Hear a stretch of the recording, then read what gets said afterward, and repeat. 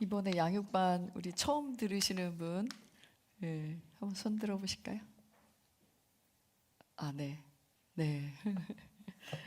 양육반을 처음 듣는 분이 계실수록 더 양육반이 잘 설명되어지고 또 그 효과가 확실합니다.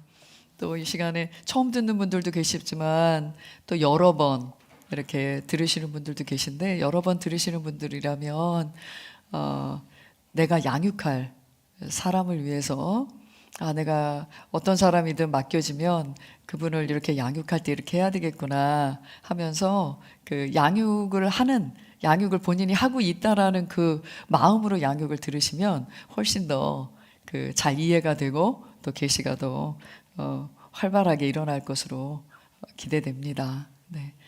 그래서 처음 이렇게 하시는 분들 과제 잘하고 계신가요? 말씀 고백과 방언기도 이렇게 하시면서 또 성경을 읽는 부분에 새로운 이해, 복음적인 관점에서는 또 이렇게 보이는구나. 예전에 내가 이렇게 읽었고 이렇게 이해하고 이렇게 살아내보려고 애를 썼다면 이제는 그 성경에 흐르는 전체에 흐르는 맥을 여러분들이 잡으면서 예수님께서 내게 나의 그 새로운 생명을 주시기 위해서 오신 이유를 분명히 알게 되고, 그리고 예수님이 사신 삶이 이제 나의 삶이 되게 하려고 하셨구나. 예수님은 예수님이고 나는 나고, 하나님은 하나님이고 나는 나고, 이게 아니라 하나님의 그 삶, 하나님을 하나님답게 했던 그 생명이 내 안에 있기 때문에 나도 이제 하나님이 사신 삶이, 살아가시는 삶이 이제는 나를 통해 연장되고 있는 거다 라는 것을 더 분명하게 붙잡는 시간이 되실 겁니다. 그리고 이런 활발하게 이런 그 복음의 역사들이 이렇게 나타나기 시작하면 삶이 훨씬 단순해져요. 단순해지고 또 그 어떤 상황, 어떤 어려움을 여러분들이 당면할지라도 그 말씀이 말하는 결과를 보고 있기 때문에 담대합니다. 그리고 항상 어떤 상황에도 이 땅의 삶이 전부가 아니라 우리 주 예수 그리스도께서 주신 삶을 살아가면서 계속해서 하나님 나라를 확장하는 하나님의 목적이 더 분명해지고요. 그리스도를 소망하는 이제 우리 단 하나의 소망은 예수 그리스도의 다시 오심입니다. 그 일을 위해서, 예수님의 다시 오심을 위해서 우리는 그 길을 예비하는 자들이에요. 그래서 항상 이렇게 기쁨과 담대함과 소망 가운데 우리는 살아갈 수 있다는 것을 이 양육반을 통해서 더 분명하게 알고 또 취하시면 좋겠습니다. 예, 이미 변화는 시작됐죠? 예, 변화는 시작됐습니다. 자, 우리가 일과 제목이 뭐였습니까? 진리가 너희를 자유케 하리라. 우리 암송 구절 요한복음 8장 32절 말씀 우리 함께 암송해 보겠습니다. 다 아시겠죠? 시작. 너희가 내 말에 거하면 참 내 제자가 되고 진리를 알지니 진리가 너희를 자유케 하리라. 아멘. 네, 우리 일과를 통해서 그 하나님의 말씀에 대해서, 하나님에 대해서, 복음에 대해서 잘못 접근하고 있는 우리 안에 있는 견고한 생각들을 다뤘습니다. 그래서 그림을 그리자면 어쨌든 밑그림이 잘못 그려져 있는 거죠. 밑그림과 덧칠한 것들, 이런 것들이 다 이게 제 위치에, 제 자리에 있지 못하고 다 혼돈 상태인 거예요. 그러면 어떻게 해야 돼요? 다 지워야지. 그래서 건물로 치면은 기초나 또 위에 세워진 건물이나 전부 다 허술해. 그럼 어떻게 해요? 다 부시고 새로 기초 닦고 새로 올려야지. 그런 것처럼 일과에서 오직 하나님의 말씀을 최고의 위치에 두겠다. 말씀이 그렇다면 그렇습니다 하는 그 위치에서 항상 삶을 바라보고 또 하나님의 뜻을 이루는 그런 삶을 우리가 살기로 결단했습니다. 그래서 무엇보다도 하나님의 말씀의 기초라고 하지만 그 말씀은 성령의 비추심, 계시하심을 통해서 계시 지식이 될 때, 적용된 말씀이 될 때, 지금 내게 하시는 성령의 말씀인 레마의 말씀이 여러분을 더 견고하게 붙잡아 줄 때 여러분의 삶은 변하고 또 변하고 성장하고 또 성장하고 영광에서 영광으로 더 빛나는 삶으로 발전할 수밖에 없습니다. 그래서 처음에 시작은 예수님을 믿고 이 복음으로 시작했지만, 영적으로 시작했지만 계속해서 이렇게 종교적으로 접근해 왔다면 이제는 내 모든 접근에서 이렇게 종교적이거나 율법적이거나 심지어 도덕적이거나 늘 자기 경험이 앞섰다면 물러서는 거죠. 그래서 이거는 이제 한번 배웠다고 끝나는 게 아니라고 그랬어요. 이제 여러분의 평생의 삶에 이런 생각들이 여러분들 안에서 여러분들을 멈추게 하고 뒤로 물러서게 할 때 빨리 알아차리고 딱 양보해야죠. 말씀을 앞세우고 여러분들은 물러나셔야 됩니다. 이것을 반복하다 보면 정말 항상 성령님께서 비춰주시는 다른 차원의 계시, 그러니까 우리가 알고 있는 성경의 많은 분야에 대한 은혜에 대한 믿음에 대한 또 사랑에 대한 치유에 대한 하나님의 모든 부요하심에 대한 승리에 대한 기도 응답과 성령님의 인도에 대한 계시들은 점점 더 밝아지고 깊어지고 높은 차원으로, 그러면 우리의 삶도 더 높은 차원으로 계속 성장하게 되어 있습니다. 그래서 1과에서 이렇게 우리가 다뤘고 2과에서는 성경의 제목이 성경의 맥, 성경에 흐르는 가장 중요한 주제가 무엇인지 우리는 성경에서 그것을 발견하는 것입니다. 성경은 교훈의 책이거나 역사책이거나 예언책이거나 어떤 분들은 신화 아니야?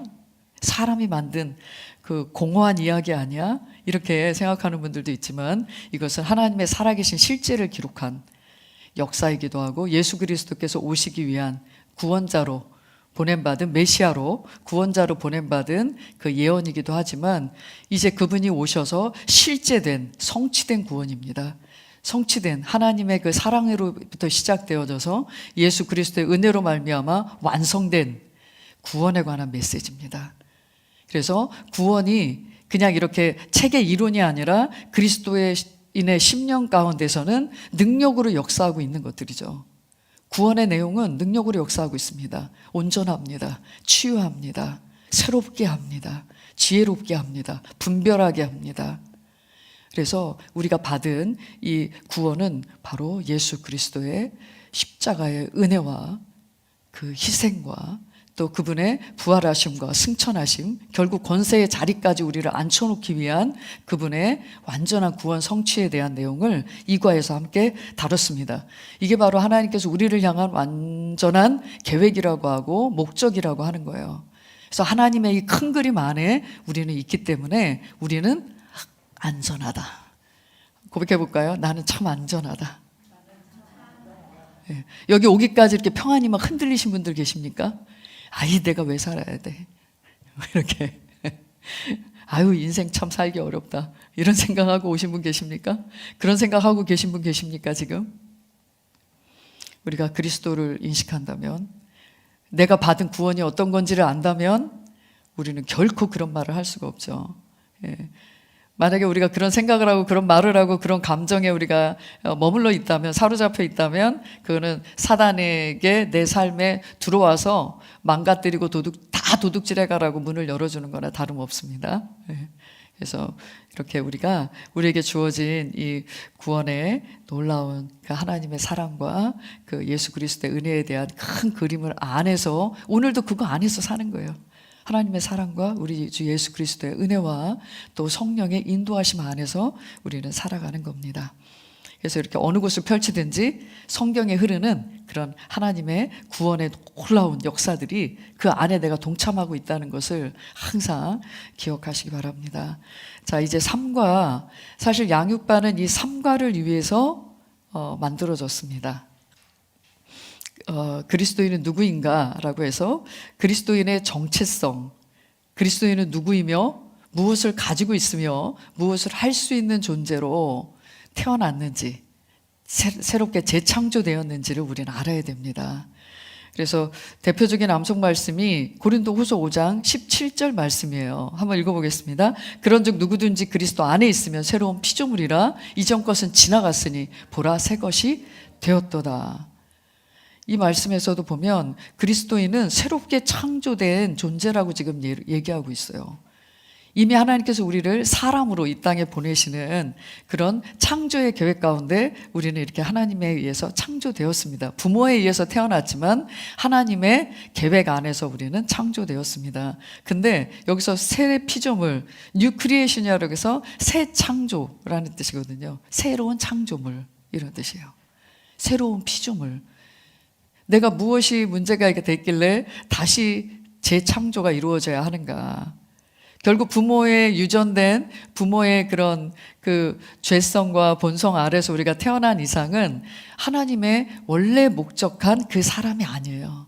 그래서 하나님께서는 예수님을 이미 우리가 태어나기 2000여 년 전에, 지금 우리에게는 2000여 년 전에 예수님은 이 땅에 오셨고, 또 예수님께서 이루신 구원으로 말미암아 그를 믿을 때 예수님이 구원을 이루시기 위한 모든 과정에 나도 함께 다 동참하게 되는 겁니다.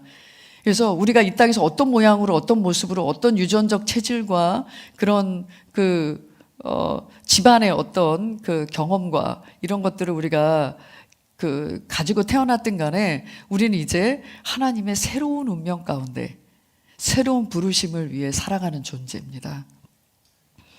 그래서 우리가 이렇게 조금 고쳤을 수 있으면 모르겠지만 조금 고쳐서 쓸만한 존재가 아니에요. 우리는 이미 죄로 인해서 망가지고 죄로 인해서 하나님과 단절된 상태였기 때문에 우리 편에서는 아무것도 할 수 없었던 일을 예수님을 보내셔서 예수님을 통해서 다 이루어주시고, 그를 믿는 믿음, 예수님을 영접하는 그 순간에 예수님이 이루신 모든 일에 나는 동참하는 거죠. 그의 죽음에, 그의 장사됨에, 그의 부활에, 그의 승천에 나는 동참한 자가 된 겁니다. 그래서 아이덴티파이라는 동일시, 이 성경의 놀라운 사실은요, 그가 하신 모든 일은 결국 나를 위한 일이었고 내가 해야 될 일을 대신한 것입니다. 그래서 동일시라고 해요. 예수님이 하신 그 일에 내가 합쳐진 겁니다. 그가 하신 일이 내가 한 일처럼 되어버리는 거예요. 그래서 그리스도인의 믿음이라는 건 예수 그리스도와 함께 동일시되는 것입니다. 그러지 않고서야 어떻게 하나님께서 우리를 자녀라고 하시고 구원받았다고 하시고 의롭다고 하시고 또 내가 할 일을 너희가 대신한다고 하시고, 이 전부 다 동일시가 이루어지지 않는 한은 이루어질 수 없는 일입니다. 그래서 아이덴티피케이션이라는 게 정체성이라는 뜻이에요. 그래서 참 이게 우리가 처음서부터 이거를 나의 정체성을 계속 가르쳐 주는 거, 사실 아이가 태어났어도 아이를 내가 만들어내는 게 아니잖아요. 태어난 그 아이는 이미 본성을 가지고 태어나잖아요. 사람의 본성을. 나의 유전적 요소를 가지고 있어요. 생긴 것도 좀 닮았고 또 식성도 닮았고 걸음걸이도 닮았고, 하지만 하나님께서 본연의 사람에게 넣어주신 아주 독특한, 각 사람마다 똑같은 사람이 하나 없잖아요. 비슷할 수는 있지만 똑같은 사람은 단 한 사람도 없습니다. 그건 하나님이 넣어주신 정체성이에요. 그래서 부모는 이미 하나님이 넣어준 정체성을 잘 살려서 개발해서 만드는 게 아니라 이미 있는 걸 끌어내는 게 개발하는 거예요. 개발. 개발은 고쳐서 만들어내는 거고, 개발은 안에 있는 것을 끄집어내는 모든 활동을 얘기합니다. 이렇게 한 사람이 태어날 때 그 사람 안에 이미 하나님이 넣어주신 것들을 관찰하고 세워주고 그것을 마음껏 발휘할 수 있도록 도와주는 게 진정한 교육이고 부모 양육입니다. 그런 것처럼 마찬가지 우리 안에 있는 이런 새로운 본성을 우리가 계속 일깨우는 일을 예수님 믿자마자 해야 돼요. 예수님 믿자마자. 그래서 이 양육반에 있는 이 삼과의 내용을 새가족반에서도 간단하게 여러분들에게 가르쳐 드립니다. 근데 이 삼과의 내용을 약간 압축해서 가르쳐 드린 거고, 삼과의 내용이 훨씬 더 심화되어 있고 방대합니다. 그래서 이렇게 우리 안에 새롭게 주어진 하나님의 생명, 우리가 구원받았다, 영생을 받았다, 이렇게 할 때 우리가 생명을 받은 것에 대한 이 본성의 특징들이 있습니다. 이 본성의 특징이라는 건 그리스도인의 본성과 특징이라는 얘기예요. 그래서 아이덴티티를 오늘 확실하게 잘 배우시고 이것이 발현되고 나타나고 발휘되어서 우리의 삶 가운데 하나님의 목적하신 바가 잘 이루어질 수 있도록 우리 안에 있는 기본 바탕을 다 이렇게 끌어내서 확인시켜주는 시간입니다.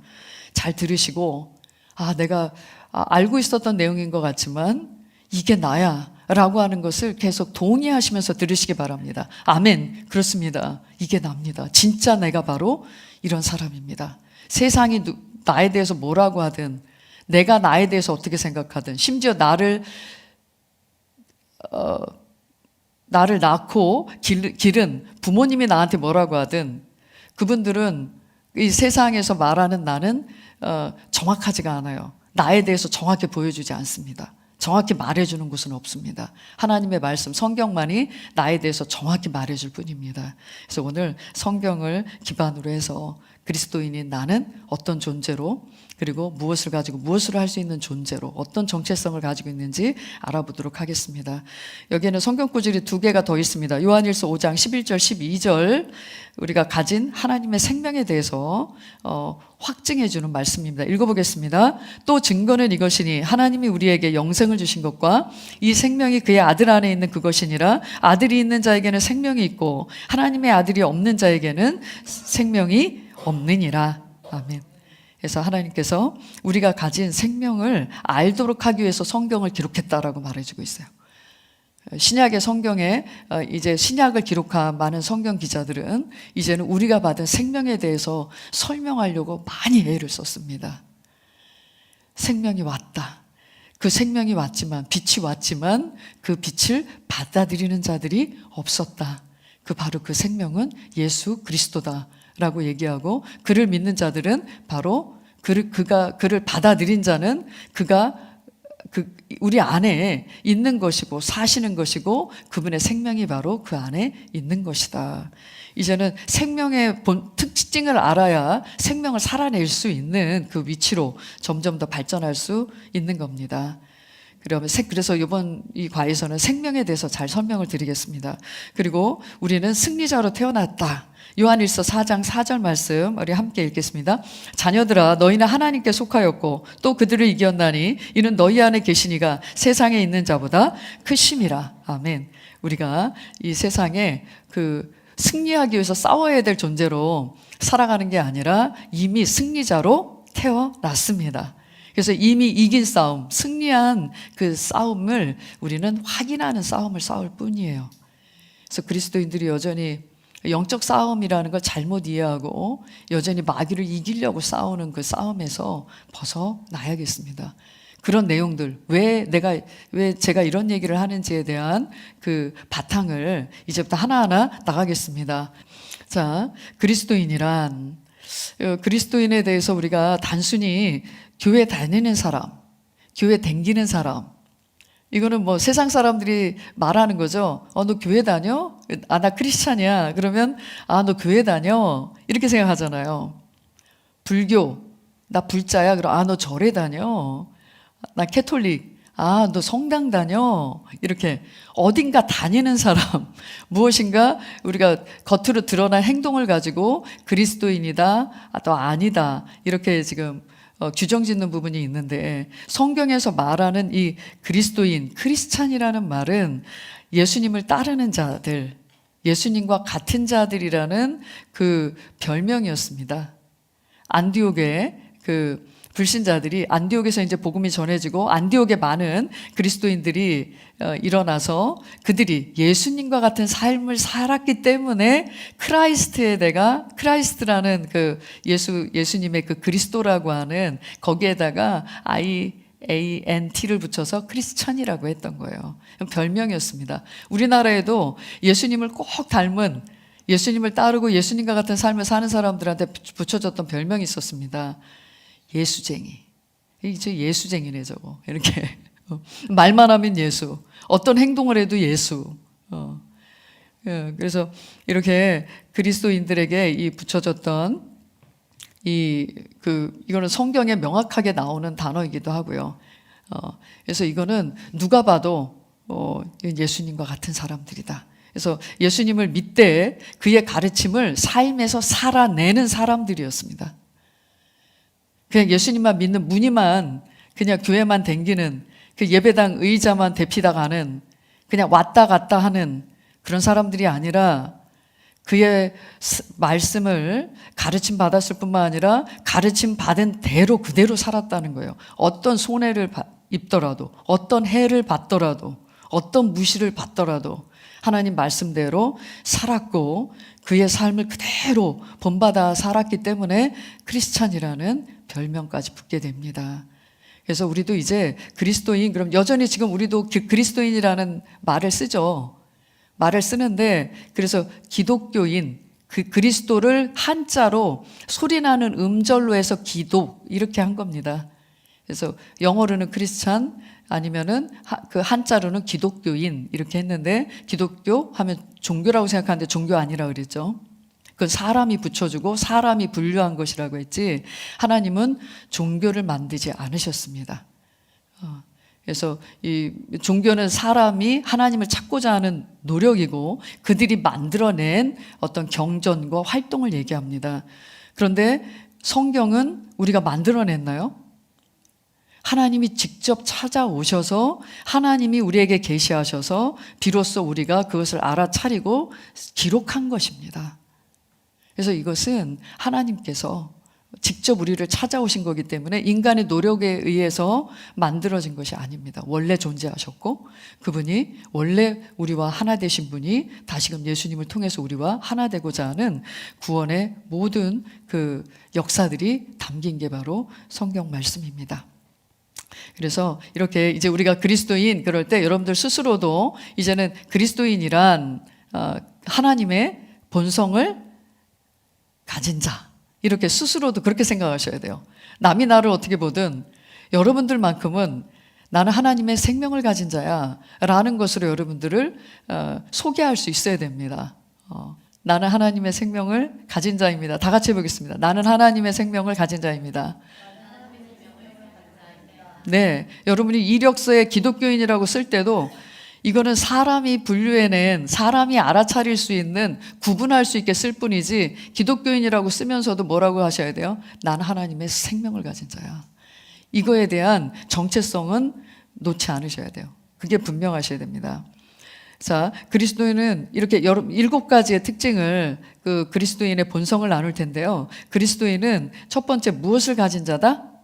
영생을 가진 자입니다. 여기서 영생이라고 해서 영원할 영자, 생명 생자. 그러니까 성경이 번역될 때 킹제임스 버전이 영어로, 또 영어가 중국어로, 또 중국어 한자 성경을 번역해서 우리나라 개역 성경이 됩니다. 그러다 보니까 이 원래 원어를 영어로, 영어를 중국어로, 중국어를 한글로 이렇게 번역되는 가운데 이렇게 우리가 이제 더 이 의미를 더 명확하게 원래 가지고 있는 원어적인 본질적인 내용을 자꾸 놓치면서 우리가 성경을 공부하거나 이해하고 살아왔던 거죠.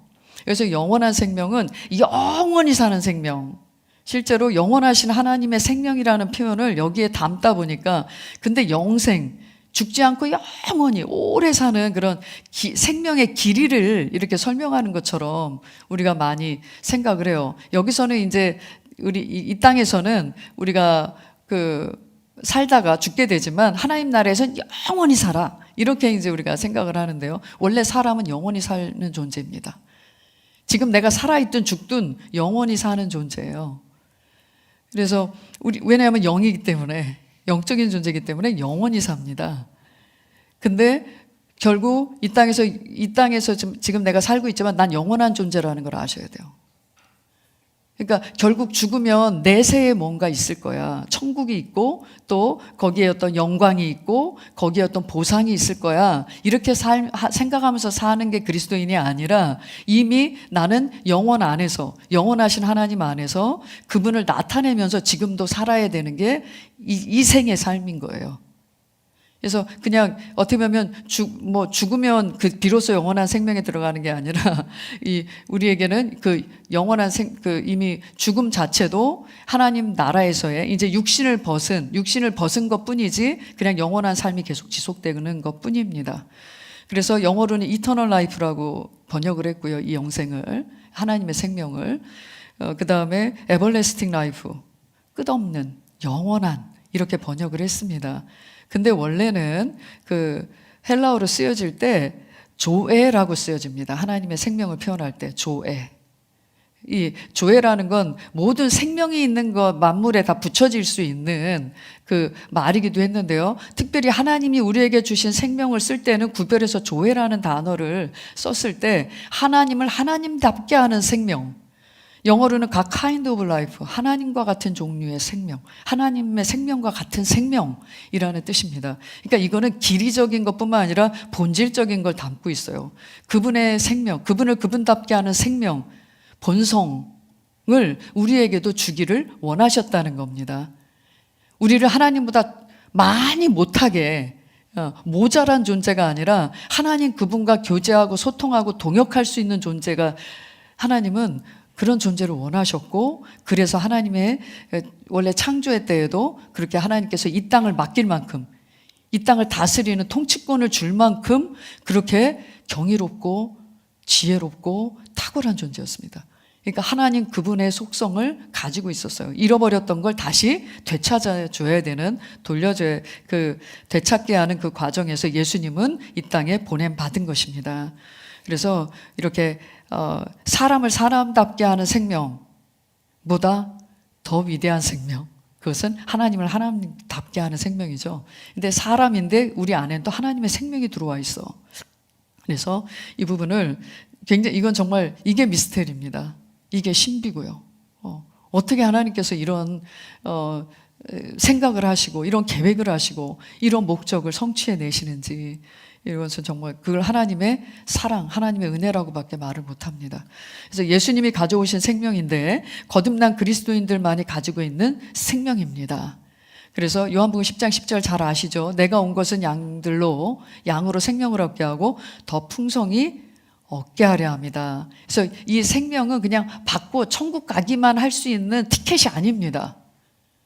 생명을 얻되 그 뒤에 뭐라고 돼 있어요? 더 풍성히 얻게 하려 함이라, 이렇게 돼 있잖아요. 생명을 받았어요. 그 생명을 이 땅에서 누리는 겁니다. 더 풍성히 얻는다, 이 말은 그 생명이 가진 최대치까지 살아내다, 이런 뜻이 있어요. 누구의 생명이었어요? 하나님의 생명이었기 때문에 하나님과 같은 삶이 시작된 겁니다. 우리 안에 그 생명이 들어왔을 때 하나님과 같이 살 수 있는 삶이 시작된 거예요.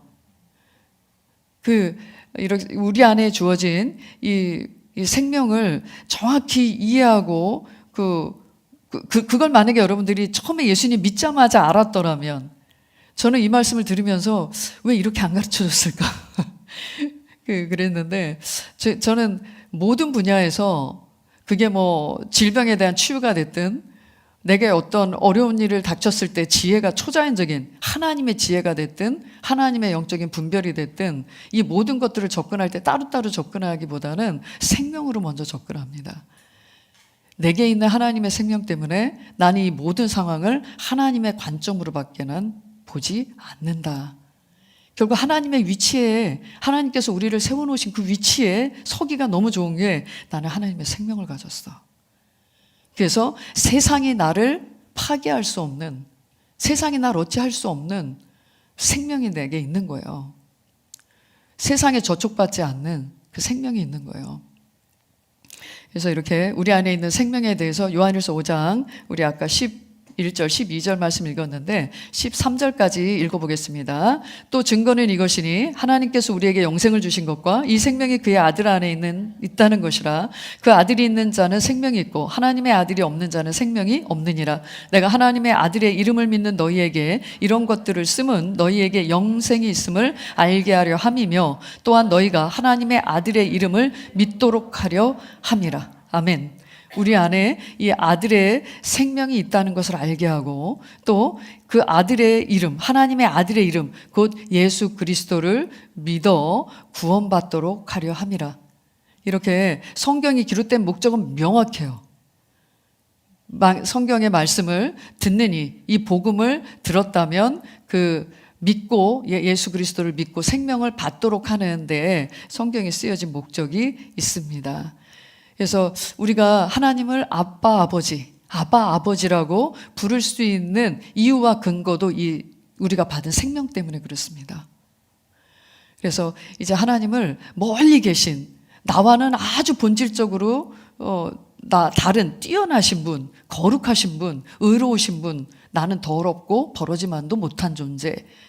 이것이 어떻게 보면 우리의 정체성을 무너뜨리는 표현입니다. 그래서 까만 찬송가에는 그런 표현들이 많이 나와요. 근데 헷갈려요. 예수님 믿기 전에 나의 상태를 고백한 건지, 아니면은 믿은 후에도 내가 계속 죄를 짓고 죄를 지으니까 이렇게 버러지만도 못한 인간, 다시금 예수님을 십자가에 못 박는 그런 그 죄와 배반을 하는 존재, 뭐 이런 식으로 회개하는 찬송가 대부분이 이제 그렇게 되어 있기 때문에 찬송도 고백이죠. 찬송가에 있는 가사는 바로 신앙의 고백입니다. 근데 그런 고백을 계속하면 그게 그 사람의 정체성이 돼버리는 거예요. 그래서 찬송가 저는 너무너무 좋아합니다. 찬송가를. 하지만 그 몇몇 찬송가에 있는 가사들은 조심하셔야 됩니다. 그거는 그 당시에 그분이 그 찬송 시를 이렇게 지으면서 그분의 수준에서, 그분이 알고 있는 구원의 계시 수준에서 기록한 거기 때문에 모든 그리스도인에게 통하는 얘기가 아닙니다. 진리가 아닙니다. 그래서 저희가 찬송가를 부를 때든, 그 다음에 지금 뭐 이렇게 새롭게 만들어지는 찬송을 부르든 찬양을 부르든 우리가 복음의 메시지와 맞는지를 반드시 선별해서 하고요. 그 다음에 심지어는 좀 고쳐서 부르기도 합니다. 이미 받았는데 달라고 한다거나 이러면은 이미 받은 것에 대한 감사의 언어로 바꿉니다. 그래서 이 교회에서 부르는 찬송가는 가사가 좀 이상하네? 다르네?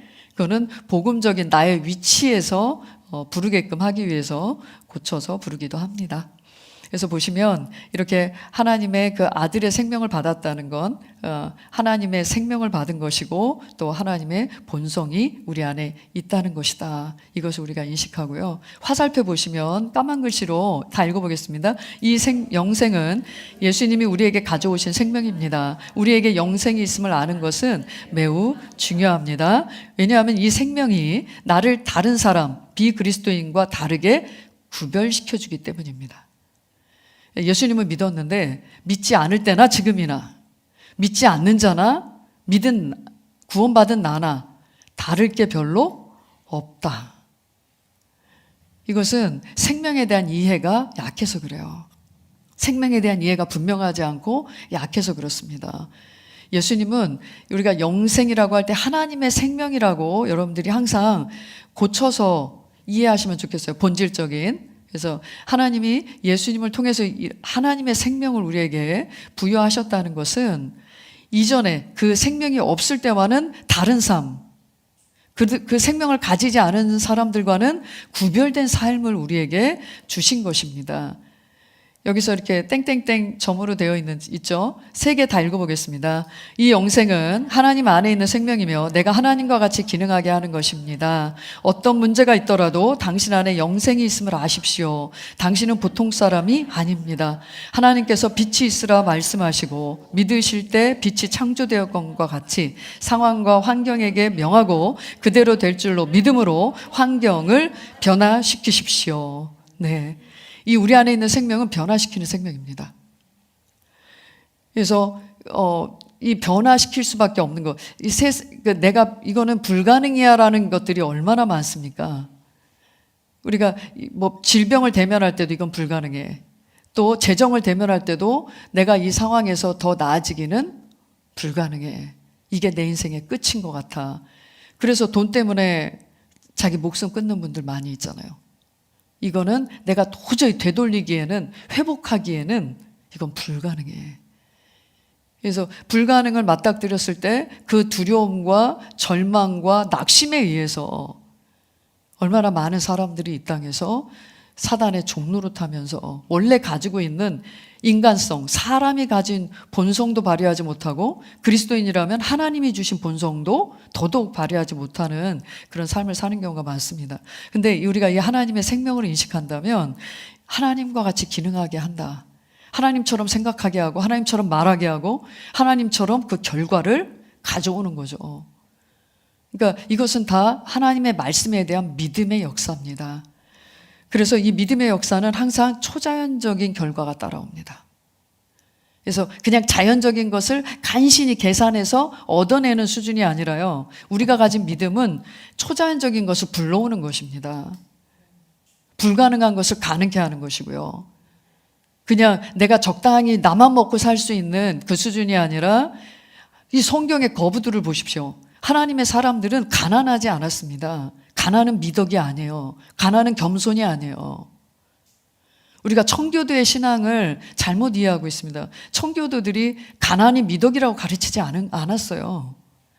그 시대에 하나님을 위해서 하나님의 그 목적을 따라 사는 자들이었기 때문에 굳이 자기의 쓸 것을 막 움켜쥐는 사람들이 아니고 항상 자기에 있는 것들로 다른 사람을 돕고 섬기고 무엇보다도 학교를 세우든 병원을 세우든 또 예배당을 세우든 그들에게는 물질이 그렇게 나를 위해, 나를 어떤 치장하기 위해, 내가 먹고 살기 위해, 나만을 위한 물질이 아니었어요.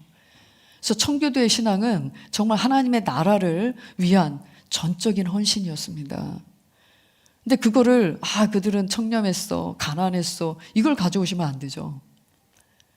그래서 우리 안에 있는 누릴 수 있는 부여나 이런 것들은 그렇다고 해서 자기가 차가 한 대인데만 몇 대를 가지고 있어. 집이 몇 채를 가지고 있어. 그리고 투자하고 부동산 놀이하고 있어. 그러니까 그건 이 땅에 소망이 가득한 사람인 거지. 하나님의 목적과는 상관없이. 근데 이렇게 우리에게 있는 어떤 것이든 그 하나님의 생명에 속한 것들은 다른 사람을 변화시키고 가정을 변화시키고 실패와 낙심과 낭망한 사람들을 일으켜 세워서 그 인생이 꽃피게 하고 아름답게 만드는 그런 정말 남을 성공시키는 삶입니다. 이런 삶은 내게 하나님의 생명이 있어서 그래요. 그래서 결핍이나 부족감이 없습니다. 그러니까 내가 지금 뭔가의 결핍과 부족감과 문제에 의해서 나는 어떻게 될 것 같다라고 생각을 한다면 그건 하나님의 생명을 인식하지 않는 것입니다. 그분의 생명이 내 안에 들어와 있고 그분의 수준만큼 내가 사는 것이 마땅하다라고 생각한다면 우리가 그런 생각이나 그런 말이나 그런 거에 끌려 내려가지 않게 될 겁니다.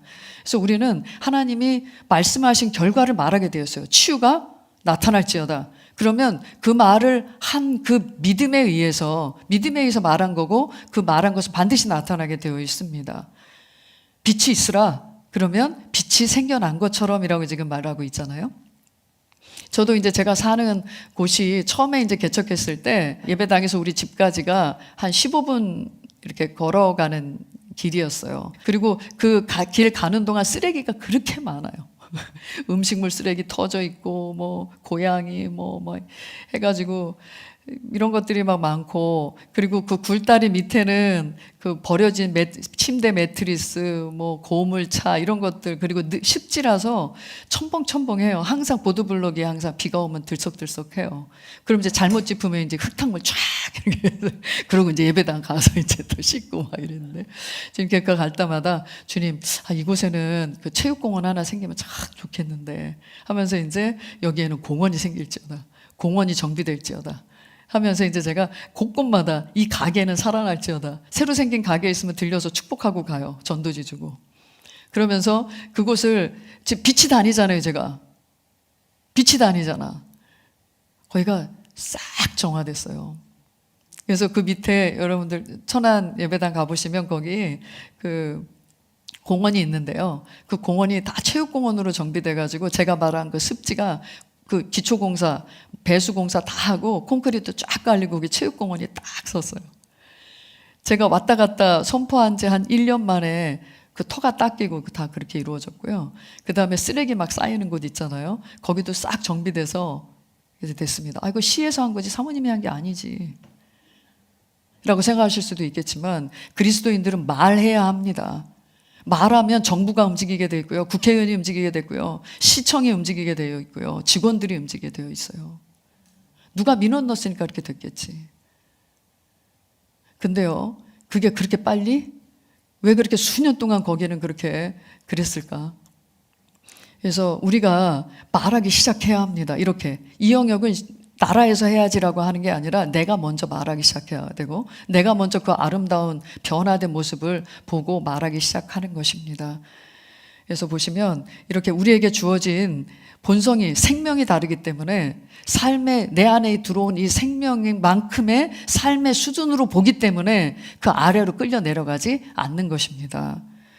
그래서 본성이 달라지면 본성에 맞게 기능하게 돼 있어요.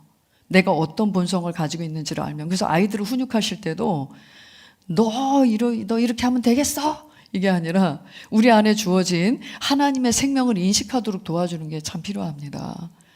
그래서 만약에 네 안에 계신 성령님이시라면 너한테 분명히 네가 그 일을 하려고 할 때 말씀하셨을 텐데, 그리고 너는 하나님의 의인으로서 의의 생명을 가지고 바른 것을 선택할 수 있었을 텐데, 그 바른 것을 선택하도록 성령님이 분명히 너한테 사인을 주셨을 텐데, 그때 어떤 사인이 있었어? 그래서 제가 이제 한동안 우리 아이들이 청소년기로 막 넘어갈 때 주로 그렇게 물어봤어요. 너 하지 말랬잖아. 이게 아니라 그때 혹시 성령님이 뭐라고 들은 음성이 있었어? 이렇게 해서 생명을 감지하고 하나님 수준을 감지하고 그 다음에 성령님의 음성을 감지하도록 이렇게 인식하도록 도와줬었습니다. 그래서 이렇게 우리가 가진 본성이 무엇인지 알면 성장하게 돼 있고 나타남은 다르게 돼 있어요. 나뿐만 아니라 나의 개인적인 나라는 사람의 성장뿐만 아니라 내가 성장하면 내 주변은 아름답게 변하게 돼 있잖아요. 그 빛의 영향력 때문에. 자, 그래서 이 생명의 본성의 특징을 아주 설명을 잘 하신 분이 계십니다. 그분이 바로 데이브 로버슨 목사님이세요. 생명의 삶, 능력의 삶, 우리가 지금 수요 기도회 때 함께 나가고 있는데, 목사님께서 그 생명의 삶, 능력의 삶의 그 원천이 되신 성령님과 또 동역하는 것이 이제 방언 기도라는 것도 잘 설명해 주셨잖아요.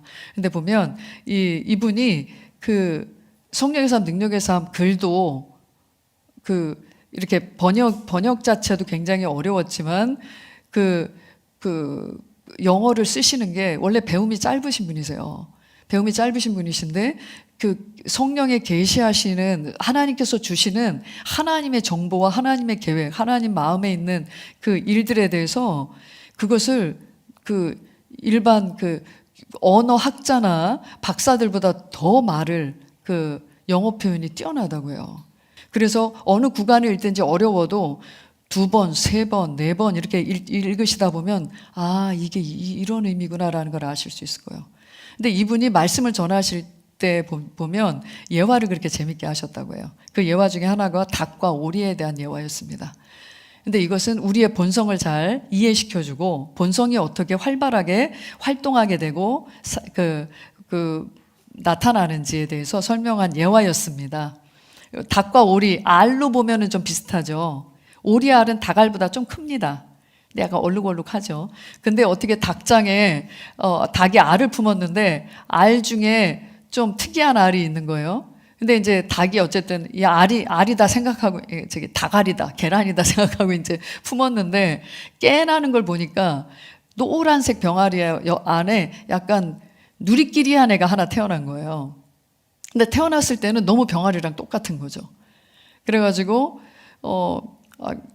닭 엄마가 이 닭이랑 병아리하고 이 오리 새끼를 이제 같이 훈련을 시킵니다. 그래서 이제 처음에 이제 나달 찍어 먹는 것부터 이제 먹이 먹는 것부터 이제 가르치는 거죠. 근데 닭은 부리가 아주 뾰족하잖아요.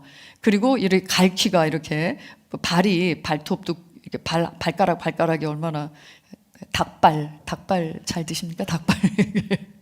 그래서 달리기도 잘하고 쪼아 먹기도 잘하고 막 헤쳐서 막 그 안에 벌레나 막 나달들 잘 집어 먹잖아요. 근데 이 오리는 못 하는 거예요. 성장하면 성장할수록 더 못해. 닭이 하는 일들을 너무 못해.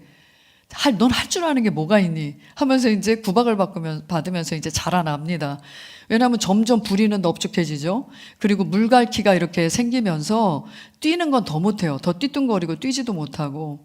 이런데 이제 점점 외로움을 느낍니다. 이 오리가. 왜 나만 이렇지? 이렇게. 우리 형, 언니, 오빠, 동생들은 다 잘하는데 난 잘하는 게 하나도 없어. 이렇게 하면서 외톨이가 되기 시작을 합니다.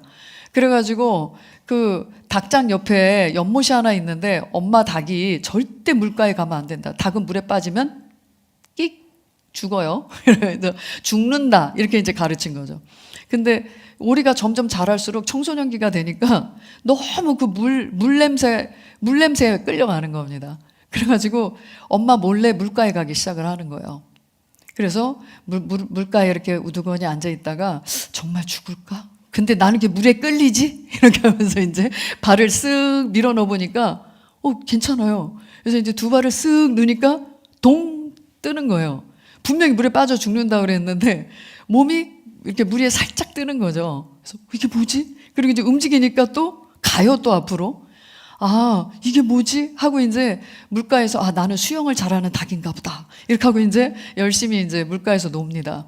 그랬는데 어느 날 그 연못에 그 오리는 떼로 지어서 삽니다. 떼로 지어서 살아서 떼로 이동을 해요. 그래가지고 이제 더 안전한 곳으로 겨울이 되면 또 따뜻한 곳으로 이렇게 이동을 하잖아요. 근데 어느 날 이 연못에 오리 떼가 온 거예요. 근데 와보니까 무리지어서 살아야 될 오리가 자기 혼자 있네? 그래가지고 이제 그 중에 오리 대장이 가까이 옵니다. 너 오리인데 왜 혼자 이렇게 무리에서 벗어나서 혼자 있냐? 그러니까 아닌데요, 저 닭인데요. 이렇게 한 거죠. 너 닭 아닌데 오리인데? 이러니까 그래서 어딜 봐서 네가 닭이냐? 자, 물에 같이 비춰보자 하니까 그 오리 대장하고 자기 얼굴하고 똑같은 거지. 난 오리였구나. 그제서야 알게 됩니다. 난 오리였구나. 그래서 그 오리 대장이 가르쳐줘요. 그냥 이렇게 발만 구르지 말고 잠수를 해봐. 그러면 물속에 있는 먹거리들이 보이기 시작해. 그래서 이제 물속에 있는 걸 잡아먹는 거를 또 훈련을 시켜줍니다. 그리고 닭은 날아요, 못 날아요? 날갯짓은 하지만 못 납니다. 근데 오리는 날아요. 그래서 우리가 오리 이제 잡아먹는 오리만 생각하는데 미국 가서 보니까 오리가 나는 모습이요. 떼를 지어서 우르르 날아왔다가 우르르 날아가는데 그 석양이 질 때 이제 자기가 이제 잠잘 곳을 찾아서 낮 동안은 계속 그 호수에서 놀다가 밤이 되면 또 쫙 창공을 날아서 그 석양을 뒤로 하고 날아서 잠자리에 듭니다. 근데 이 나는 걸 가르친 거예요. 그래서 이제 이 오리떼가 이제는 이제 겨울이 되고 하니까 더 따뜻한 곳으로 이동을 하는데 이 미운 오리 새끼는 어떻게 했을까요? 남았을까요? 같이 갔을까요? 같이 가야지. 닭이야, 오리야. 오리니까 같이 가야지. 그렇게 해서 날아가면서 그 창공을 나르면서 보니까 닭들이 아래서 이제 땅에서 이제 이렇게 쪼아먹고 있는 거죠. 야, 이 바보들아, 나는 닭이 아니라 오리였어. 이렇게 하면서 이제 훨훨 날아갔다 그래요.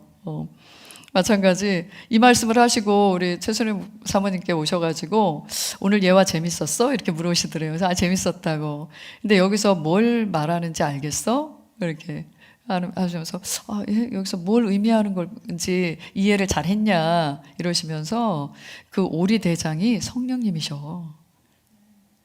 왜냐하면 우리 안에 있는 생명에 대해서 가장 잘 일깨워주고 가르치실 수 있는 분은 누구다? 성령님이시다. 그래서 성령님만이 네 안에 있는 본성을 잘 일깨워 끄집어내고 할 수 있도록 하시는 일을 하시는 거야 하면서 이제 가르쳐 주셨다고 해요. 그래서 우리가 이렇게 이 본성은 점점 성장하면 나타나요. 그래서 개하고 늑대도 같이 키워보시면 늑대 개라는 것도 있지만 애완견으로 이렇게 견종을 이렇게 바꿔서 이렇게 키우기도 하지만 진짜 야생 늑대랑 개는 너무 비슷하게 생겼습니다. 어릴 때는. 그런데 키우면 키울수록요, 야생 늑대는 점점 옆집 닭도 잡아먹고 오고 토끼도 잡아먹고 오고 그 야생성이 사라져요, 안 사라져요? 안 사라져요. 걔는 야생으로 보내야 돼. 그래서 본성은 성장하면 나타나요. 뚜렷하게 나타납니다. 근데 개는요, 점점 더 충성스러워져요. 주인에 대해서. 이렇게 그러니까 개가 고양이처럼 야옹할 수 없고 야옹이가 개처럼 멍멍할 수 없어요. 그래서 본성은 하나입니다. 이제 우리는 옛 본성은 어떻게 됐다고요? 남아있어요? 옛 본성과 새 본성이 막 싸워요, 안에서? 그게 로마서 7장이에요? 아니에요. 옛 본성이 같이 존재하는 게 아닙니다. 하나님께서는 그 옛 본성을 어떻게 했다? 패스트 어웨이. 이전 것은 옛 것은 지나갔어. 이렇게 얘기했죠? 그래서 옛 것은 지나갔는데 다시 다시 찾아와. 이게 아니에요. 그 패스트웨이라는 단어를 써요. 사망했다라는 단어를 씁니다. 죽었다. 그 생명은 이제 내게는 없는 것입니다. 새 생명이, 새로운 본성이 내 안에 주어진 것을 얘기하고 있습니다. 그래서 우리는 이제 오리는 오리에게만 배울 수 있듯이 우리는 성령님을 통해서, 그래서 성령의 우리가 정확한 말씀을 알고 정확한 말씀을 말해내고 그 말씀을 인식하고 떠나지 않는다면, 그 말씀을 다 붙들고 있으면 성령님은 그 말씀을 계시하셔서 그 말씀이 나타나는, 그 말씀이 결과를 나타내게끔 하는 실제화시킬 수 있는 능력을 우리 안에 계속 계시하시고 이해시켜 주시고 확신 가운데 거하게 하십니다. 자, 이렇게 본성에 대한 설명과 또 본성이 나타나는 부분에 설명을 드렸습니다. 우리 함께 고백하겠습니다. 나는 영생을 가진 자입니다. 영생은 하나님의 생명이며 내가 예수님을 영접할 때 이 영생은 내 안에 주어졌습니다. 이 조의 생명은 내 영에 가득합니다. 이 조의 생명은 내 혼에 가득합니다. 이 조의 생명은 내 육체에 가득합니다. 이 조의 생명은 생명을 주는 영입니다. 그러므로 어떤 질병도 내 몸에 머무를 수 없습니다. 모든 연약함과 질병은 견디지 못하고 떠나갑니다. 내가 마음에 들지 않는 환경을 만나면 나는 믿음으로 선언함으로 상황을 변화시킵니다. 내가 조의 생명 안에서 믿음으로 선언하면 상황은 변화될 수밖에 없습니다. 아멘. 우린 이런 생명을 가졌습니다.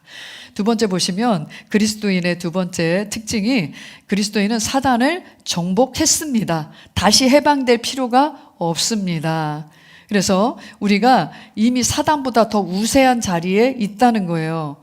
그래서 더 높은, 더 위치에서, 더 강력한 그 위치에서 사단을 밟고 있는 겁니다. 사단은 우리 발 아래에 있는 거지 같이 이렇게 대등한 관계에서 싸우는 존재가 아니에요. 대등한 존재가 아니에요. 근데 많은 그리스도인들이 사단을 두려워하고 그가 하는 일들에 대해서 무서워하는 경우가 많습니다. 그리고 막 칼과 창을 들고 나가서 막 성령의 검! 막 이렇게 해가지고 믿음의 방패! 막 이러면서, 근데 그것도 다 이걸 싸워서 이기라고 주신 무기들이 아닙니다. 이것은 우리가 하나님의 말씀이잖아요. 그것도 성령의 검, 레마의 말씀이잖아요. 그냥 말씀을 들기만 하면 얘는 왔다가도 도망해야 되는 그런 위치에 있는 겁니다. 그래서 진리에 분명히 선다면 어떤 상황이 와도요, 이것이 사단의 어떤 영적 실체나 그 활동하는 그 사단의 활동들을 우리가 감지하기만 해도 예수 이름으로 명하노니 떠나가. 이렇게 해도 떠나갑니다. 떠나가! 나가! 막 이렇게 하지 않아도 된단 말이에요. 그리고 뒤도 돌아보지 않으시면 돼요. 사단은 무시하셔야지 계속 너 또 그러냐? 또 왔냐? 또 이러냐? 이렇게 계속 그 인식하면 인식할수록 그 세력은 점점 더 커집니다. 얘가 자기 위치를 모르네. 이 사람 그리스도인인데 자기 위치를 모르네. 자기에게 주어진 권세를 모르네. 자기에게 주어진 힘을 모르네. 그래서 이 사탄은 이렇게 우리가 이제 태어날 때, 여기서 이제 말씀 보시겠지만, 나의 어린 자녀들아, 맨 22장 맨 끝절에 보시면 이 22페이지에 요한일서 4장 4절 우리 아까 함께 읽었지만, 어린 자녀들아, 여기서는 갓 태어난 그 갓난 아기일지라도 너희는 하나님께 속했어. 근데 뭐라고 하냐면 너희는 그들을 이기게 될 거야 라고 미래형으로 되어 있지 않아요. 하나님께 속한 그 자체로 너희는 그들을 이긴 챔피언으로 태어난 거예요. 챔피언으로 태어난 거라고요. 그래서 너희 안에 계신 분이 세상에 있는 자보다 더 커. 한마디로 더 크고 더 능력 있고 더 권세 있는 그 분이 이 사단의 일들을 아무렇지도 않게 제어할 수 있다는 겁니다. 그래서 이렇게 이렇게 귀신을 쫓아내는 사역할 때 같이 막 힘겨루게 할 필요가 없어요. 보면 이렇게 손만 얹어도 벌써 그 사단이 크게 눌리는 현상이 나타나기도 합니다. 그래서 제가 이제 그런 분 한 분을 이렇게 위해서 제가 기도해 드릴게요. 기도해 드려도 되죠? 제가 손 얹어도 될까요? 손 얹고 기도해도 될까요? 이렇게 하는데 그 안에서 막 그 마귀가 그 악한 영이 가진 힘이 있잖아요. 막 흔들고 진동하게 하고 막 소리 지르게 하고 힘이 어마어마합니다. 그렇게 귀신 들린 사람들 보면. 그러면 나는 이 정도 체격에 내가 그 힘을 이렇게 막 붙들고 싸울 수 있겠어요? 그냥 저는 손만 얹었어요. 손만 얹는데 거기서 점점 저는 그냥 살짝 손만 얹고 있는데도 점점 그 사람의 몸이 이렇게 아래로 이렇게 점점점 이렇게 내려가면서 뭔가 이렇게 큰 바위가 누르고 있는 것처럼 그러면서 막 살려달라고 그래요. 내가 떠날 테니까 살려달라고. 예수 이름 그만 얘기하라고 막 이러기도 해요. 그래서 나가. 이렇게 우리가 예수 이름의 권세를 가지고 나가 이러면 나가는 거예요. 그건 대신 발악을 할 때 좀 버티고 있는 것 뿐이에요. 그러면 나갑니다. 근데 무엇보다도 그가 그렇게 사로잡힌 바 된 것은 말씀이 없고 죄 가운데 있었고 계속해서 사단의 세력이 자기를 장악하게끔 내버려뒀고 지식도 없었고 이런 상황에서는 그렇게 사로잡힌 모습이 나타날 수도 있지만 이것을 알기만 해도 생명을 알기만 해도 마귀는 내가 싸워야 될 대적해야 될 존재도 못 돼라고 하는 그 위치에 선다면 말씀과 또 우리의 그 승리자의 위치에 선다면 얼마든지 이런 부분들은 또 이길 수 있는 부분입니다. 그래서 내가 뭐 이렇게 은혜 받으려고 하니까 사단이 역사를 하네 하면서 이렇게 우리가 그 사단의 역사를 굉장히 그 방해거리로 이렇게 생각하는 경우가 있는데 이제는 그러실 필요가 없습니다. 사단이 역사하네 이렇게 거기에 머무르는 게 아니라 너는 결코 나를 해방할 수 없어. 그리고 내가 받은 이 은혜의 확장과 그 성장을 바라보면서 오히려 그거에 집중하면서 가시면 되지 나 이거 방해하네 이거 어떻게 해야 되나 이렇게 할 필요가 전혀 없습니다. 네. 에어컨 조금 켜주셔도 될 것 같아요. 그 다음에 보시면 갈라디아서 2장 20절 한번 읽어보겠습니다. 내가 그리스도와 함께 십자가에 못 박혀 있으나 그럼에도 나는 살아있노라. 그러나 내가 사는 것이 아니요 그리스도께서 내 안에 사시는 것이라. 내가 이제 육신 안에서 사는 삶은 나를 사랑하시어 나를 위해 자신을 주신 하나님의 아들을 믿는 믿음으로 사는 것이라. 여기서 바로 그 동일시를 보여주고 있어요. 우리는 예수 그리스도와 동일시 되었다. 왜냐하면 예수님과 함께 못 박혔대요. 여기 함께라는 단어에 동그라미 쳐놓으세요. 예수님이 십자가에 못 박힐 때 누구도 함께 달렸다? 내가 함께 달렸다. 지금 사도 바울이 이렇게 얘기하고 있잖아요. 그러니까 예수님은 자기 자신의 죄 때문에 십자가에 달린 게 아니었죠. 모든 사람을 구원하기 위함이었습니다. 예수님이 오시기 이전에 예수님의 이전에 그 사람도 예수님이 십자가에서 이루실 하나님께서 메시아를 통해 그 구원을 이루실 걸 바라보고 죽었고요. 그 다음에 예수님을 믿은 이후에 태어난 우리도 이건 예수님이 십자가에 달렸었대. 이건 이제 과거가 아니라 그건 우리의 현재예요.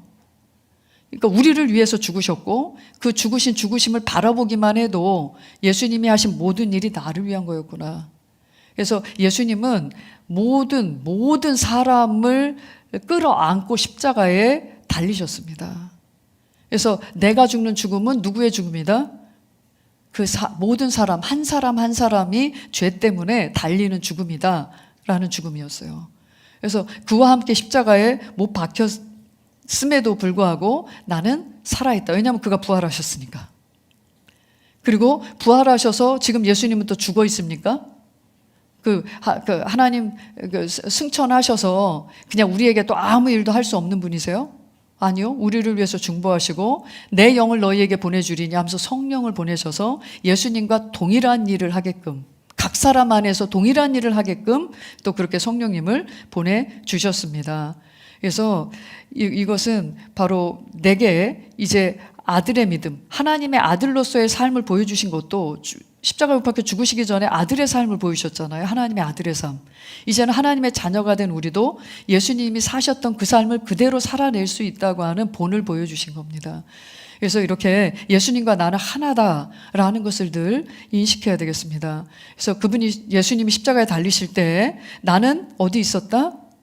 예수님 안에 있었던 겁니다. 그러므로 십자가에 함께 달려서 죽을 때 나도 죽은 거고요. 무덤에 묻히실 때 나는 그리스도 안에 있었습니다. 그러므로 나도 무덤에 묻혀서 장사된 겁니다. 완전히 죽음으로 내 옛 본성을 다 제거하신 거예요. 그리고 예수님이 사단을 정복했을 때 나는 그리스도 안에 있었습니다. 그러므로 나도 사단을 정복한 자입니다. 그 다음 읽어볼까요? 예수님이 시작. 예수님이 일으켜지셔서 하나님 보좌 우편에 앉으실 때도 나는 함께 일어나 하나님 보좌 우편에 앉게 되었습니다.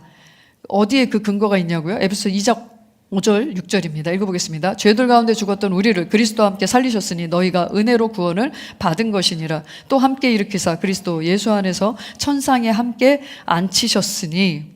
그래서 우리의 위치가 아까 이제 사단을 우리가 함께 맞설 필요가 없는 존재, 완전히 발 아래 있는 존재라고 말씀드린 게, 우리의 위치는 단순히 이 땅도 아니고 우리의 권세의 자리는 바로 하나님 보좌 우편인 예수 그리스도와 함께 앉았기 때문에 우리의 위치도 거기 있다는 겁니다.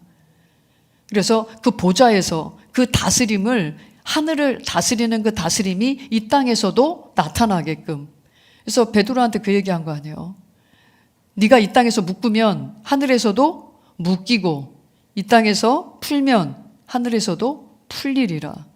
그러니까 이 땅에 있는 것 같지만 하늘의 권세를 가지고 있기 때문에 네가 여기서 묶었다는 건, 사단을 묶고 사단의 일들을 묶고 모든 저주를 네가 묶었으면 하늘에서 그것에 대한 그 모든 권위와 또한 능력으로 함께 역사하신다는 그 근거를 말해주고 있습니다.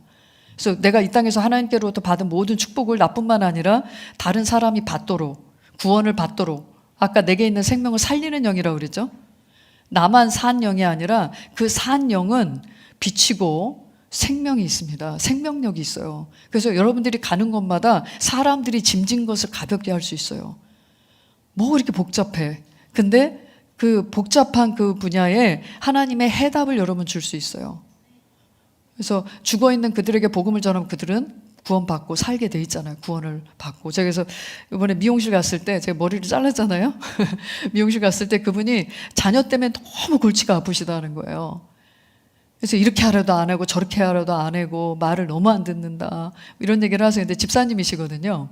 그래서 이제 제가 좀 이렇게 같이 얘기를 나누면서 그 자녀에 대한 설명을 상세하게 하셨는데, 그 자녀에 대해서 하나님이 가지고 계신 생각, 그분의 마음을 제가 좀 말씀을 드렸어요. 그랬는데 그분이 맞아요. 제 자녀는 참 이런 부분에 너무 잘 컸어요. 이런 부분에서는, 특별히 신앙적인 부분에서는 아주 잘 컸더라고요. 그래서 참 잘 컸어요.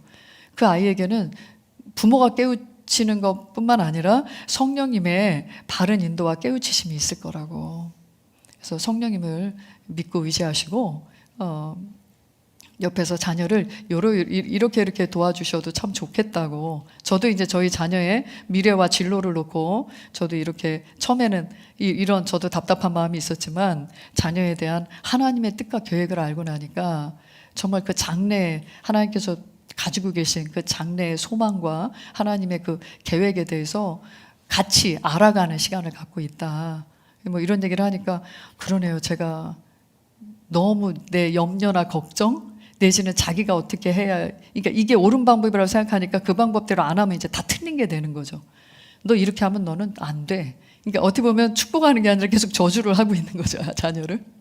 그래서 자기가 좀 단순해졌다고.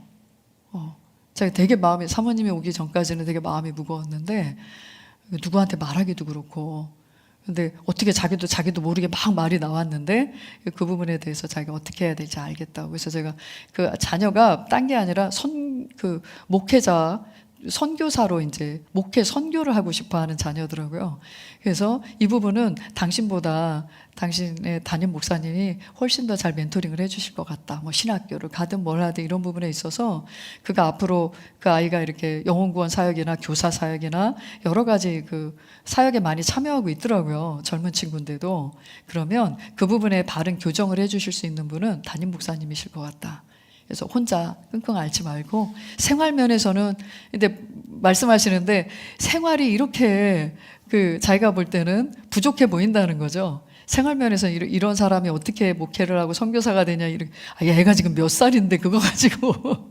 그래서 생활 면에서는 가정에서 잘 도와주시고, 얘의 방향성에 대해서는 담임 목사님과 잘 상의하고 인도를 받으시면 좋겠다 그랬더니, 제가 목사님하고 연락해서 만나야 되겠습니다. 이렇게 하면서 이제 잘 얘기가 됐어요. 자, 보시면 마귀는 예수님에 의해서 완전히 정복당했어요. 그리고 예수님께서 사망과 지옥의 열쇠를 그에게서 완전히 빼앗았습니다. 빼앗아서 예수님이 결국은 이 마귀를 완전히 사라지게 했다는 게 아니라요. 여기서 정복했다라고 하는 게 그 멸했다. 이게 이제 완전히 사라지게 한 게 아니고요. 그에게 주어진 합법적 권세를 빼앗은 거예요. 근데 마귀는 여전히 속일 수 있고 또 죽일 수 있고 그리고 사람들을 멸망 가운데 처하는 그 일에 아주 모든 술수를 다 쓰고 있습니다. 그래서 무섭고 그래서 강해 보일 수 있어요.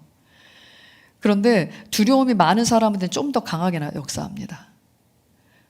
그런데 지식을 알고 이 마귀에 대한 지식을 알고 있는 사람한테는 약하게 내지는 가까이 하지 못합니다. 왜냐하면 자기가 정체가 드러나니까. 그래서 이렇게 그 자신의 그 사람들은 이렇게 자신의 죽음을 통하여 그 예수님이 자신의 죽음을 통하여 죽음의 세력을 가진 자, 그 마귀를 멸망시키시며라고 했는데 이렇게 마귀가 그 합법적 권세를 이제 빼앗아서 더 이상 그 사람들을 합법적으로 멸망시키고 죽음에 끌고 갈 수는 없는 상태가 되었고요. 죽음을 두려워함으로 평생을 노예로 속박되어 있는 자들을 놓아주심이라. 그래서 우리를 더 이상 그의 종된 삶에서 우리를 벗어나게 하셨습니다. 그래서 마귀에게 벗어나는 게 구원이 아니에요. 이미 예수님께서 마귀의 그런 권세와 손아귀에서 우리를 건져내셨습니다. 그래서 이것이 합법적으로 내게 구원이 내게 효과가 있고 내가 하나님의 자녀로서 살기 위해서는 예수님을 영접해야 되는 것만이 남아있는 거예요. 그래서 사람들은 그 죄를 지어서 지옥 가는 게 아닙니다. 그 죄에 대한 처벌을 예수님이 다 받으셨어요. 죄 때문에 지옥 가는 게 아니고요. 어떤 부분 죄 때문이 아니라 그 죄를 예수님이 다 도말하셨죠. 다 자기가 다 뒤집어 썼습니다. 그 죄의 결과까지 예수님이 다 받으셨잖아요. 그래서 지옥 가는 이유는 예수님이 이루어 놓으신 그 구원을 받지 않아서 가는 겁니다. 구원을 받지 않아서 가게 되는 거예요. 구원을 받지 않는다는 것은 여전히 나는 사단의 종된 삶이 좋습니다. 이렇게 되는 거잖아요. 근데 계속해서 그런 삶을 좋아하게끔 사단이 속이고 이렇게 하는 속이고 유혹하고 또 하나님과 사람 사이를 이간질하고 또 사람과 사람 사이를 분리시키는 계속 관계의 문제를 계속 만들어주면 이 사람은 평생 지옥을 삽니다. 관계를 계속 얽히고 설키고 관계에서 미우고 다투고 이렇게 만들어 놓으면 그 사람은 평생 지옥 살다 가는 거예요. 그래서 이거는 사단의 모든 계략입니다. 그래서 이것에 대해서 나는 거기에서 완전히 벗어난 위치에 있다는 걸 아셔야 돼요. 그래서 우리는 마귀를 전혀 두려워할 존재가 아니고요. 두려워할 필요도 없고 같이 맞서 싸울 필요도 없습니다. 마귀는 완전히 패배한 원수고 예수님께서 이 일을 위해서 와 주셨습니다. 요한일서 3장 8절 보시면 하나님의 아들이 나타나신 것은 마귀의 일을 멸하려 하심이라. 다만 마귀가 이제 유통기한은 남아 있어요. 완전히 사라진 게 아니라 그랬잖아요. 그래서 예수님이 오시는 그날까지 숨어서 활동합니다. 거짓으로 활동합니다. 그래서 말씀에만 굳게 서 있다면 이 마귀가 하는 그 거짓과 유혹에 대해서 분별할 수 있게 되죠. 그래서 우리는 말씀을 붙잡아야 됩니다. 그리고 말씀을 붙들 때 성령님께서 그 이기는 상황으로 계속 우리를 인도해 주십니다. 옆에 보시면 골로새서 2장 15절 통치자들과 권세자들을 무력화해서 구경거리로 삼으시고 십자가로 그들을 이기셨다. 굴비 엮듯이 줄줄이 엮어가지고 완전히 끝장을 내신 겁니다. 다만 남아있는 동안에 그렇게 하는 활동들에 대해서 우리가 지식을 갖고 이 백성이 지식이 없어 망한다 그랬어요. 기도를 안 해서 마귀와 잘 싸우지 못해서 망하는 게 아닙니다. 마귀가 힘이 세서 망하는 게 아니고요. 지식이 없어서 마귀에 대한 지식이 없고 생명에 대한 지식이 없고 믿음에 대한 지식이 없고 의에 대한 지식이 없어서 우리가 망하게 되는 겁니다.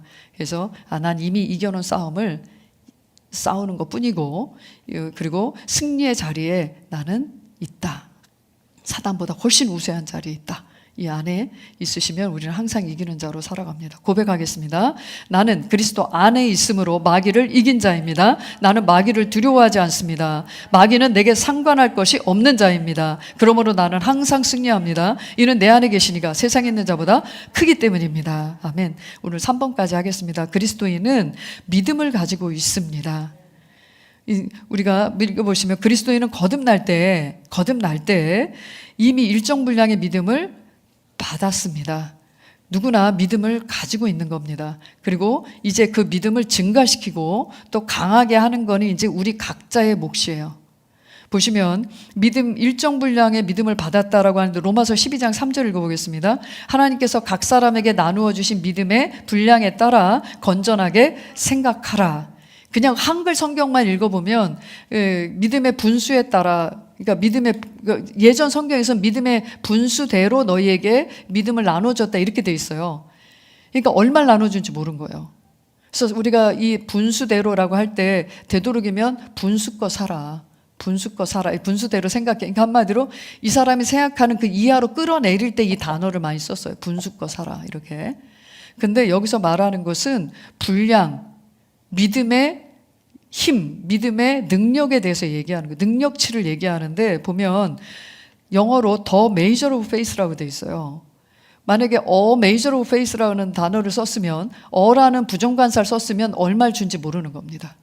다 정말 각자 다 다르게 큰 믿음, 작은 믿음, 강한 믿음, 약한 믿음, 뭐 믿음의 그에게 주어진 부르심과 뭐 직분, 분량에 따라 뭐 일하는 맡겨진 일에 따라서 다 다르게 주어졌다라는 의미가 돼요. 근데 이제까지 그리스도인들은 그렇게 많이 믿음을 이해해 왔습니다. 그래서 목회자는 목회자가 될 수 있는 아주 큰 믿음을 주셨구나. 치유사역자, 이 은사를 받은 분들은 나보다는 훨씬 큰 믿음을 가지고 있구나. 이렇게 해서 믿음의 이런 사이즈를 이렇게 다르게 생각하는 경우가 많았습니다. 근데 여기서는 똑같은 분량을 받았다 이렇게 말해주고 있어요.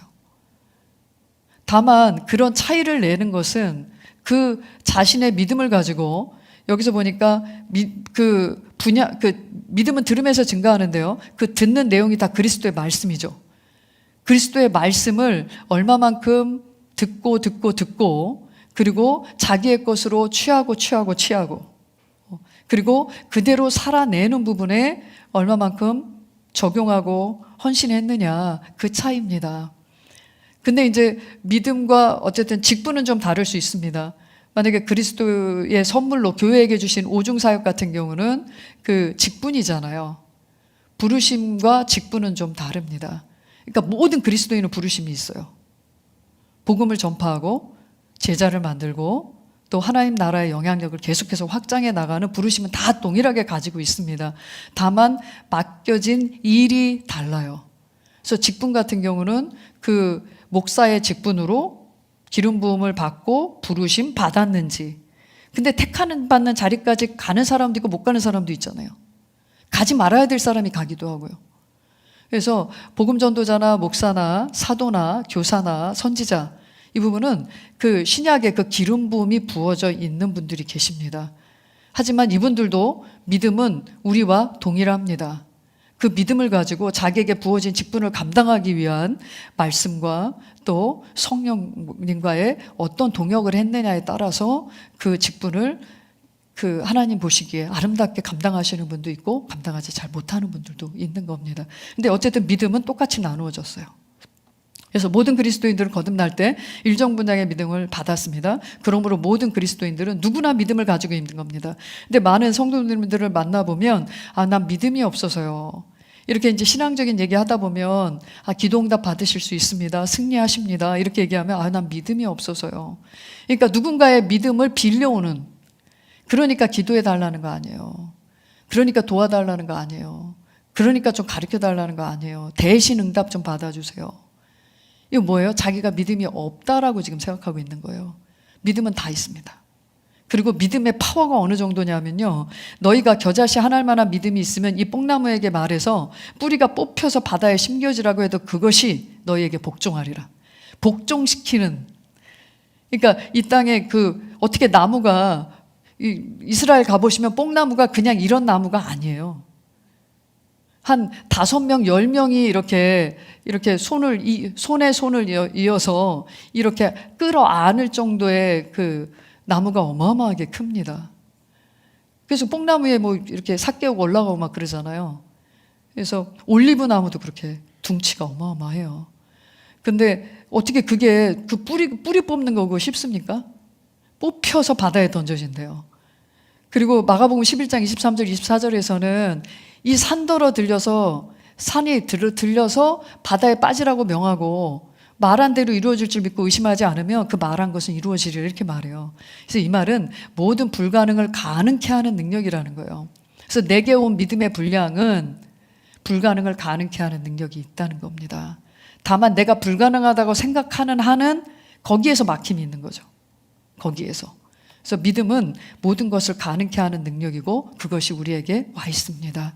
그래서 그리스도인은 누구나 산을 움직일 만한 믿음이 있다는 거, 불가능을 가능케 하는 능력이 있다는 거, 그리고 이런 믿음이 어떻게 증가되고 어떻게 강해질 수 있느냐는 들음으로, 사용함으로의 동그라미 쳐놓으세요. 믿음이 증가된다 이 말은 하나님의 말씀에 대한 지식이 증가하는 것을 얘기합니다. 그래서 그게 그 하나님의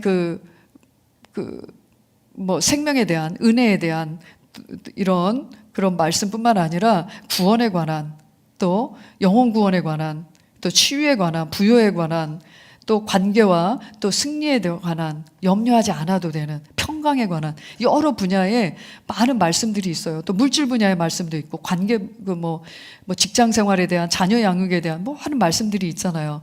그 말씀들을 하나님의 말씀 내게 주신 이 인생을 나도 행복하고 다른 사람도 행복하고 나도 성공하고 다른 사람도 성공시킬 수 있는 말씀으로 내게 재료로 와 있는데 배우지를 않아.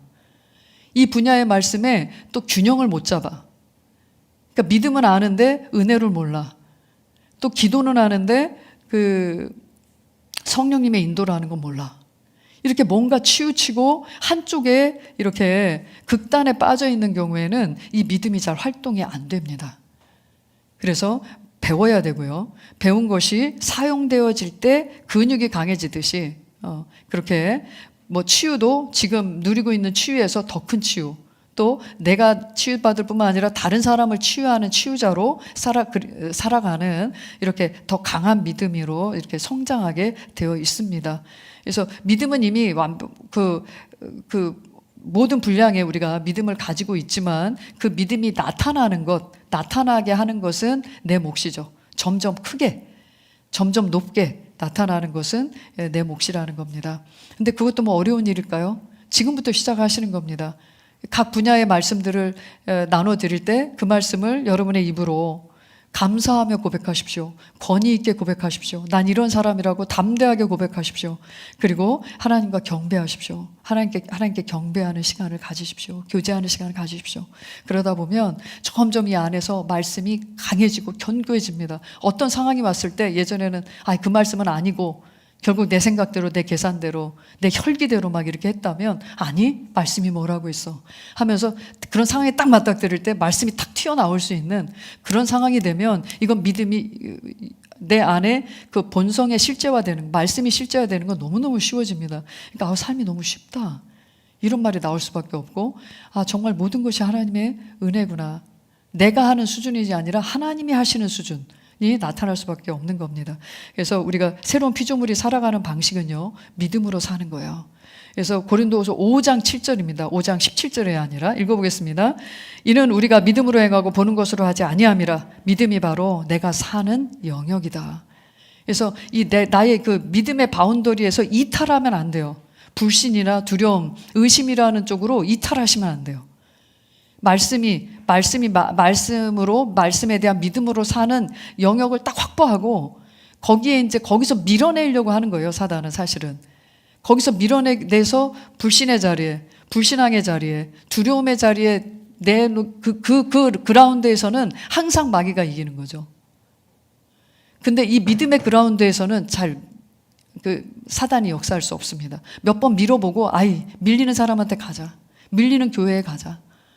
그러니까 마귀는 세력이 정해져 있기 때문에 안 먹히는 곳에서 계속 싸우면 본인들만 손해잖아요. 그러니까 통하는 곳으로 가게 돼 있는 거예요. 마귀는 불신자만 싸울 이유가 없습니다. 왜냐하면 완전히 한 짝이니까. 자기가 시키는 대로 다 하거든요. 근데 그리스도인들은 잘 그게 안 되거든. 이제 막 배우고 있거든.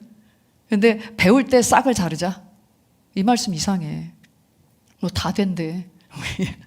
이게 왜 다 된다고 하는지에 대한 그 근거가 무엇인지를 지금 이 삼가는 정말 중요합니다. 삼가를 잘 지금 오늘 여기까지 배웠지만 여러분들이 집에 돌아가서는 그 삼과의 고백을 좀 힘있게 하시고요. 그리스도인은 누구인가가 그래서 부록으로 계속 딸려 있잖아요. 그래서 그것이 지금은 좀 왜 이렇게 말해야 되는지, 왜 이것을 이렇게 믿어야 되는지 이해가 안 가시더라도 고백하시고요. 그리고 기대하심으로 오십시오. 다음 시간에는 아주 중요한 하나님의 의롭게 된 의인의 본성에 대해서 나눌 거고, 그 다음 시간에, 그리고 그 다음에는 하나님의 그 탁월하게 하는 은혜, 또 기름 부음의 능력을 같이 설명할 거고요. 실제적인 아들이 된 그 위치와 하나님의 의로서 그분의 의가 다른 사람에게 풀어지고 나타나질 수밖에 없는 그 본성을 가졌다는 것까지 나누겠습니다.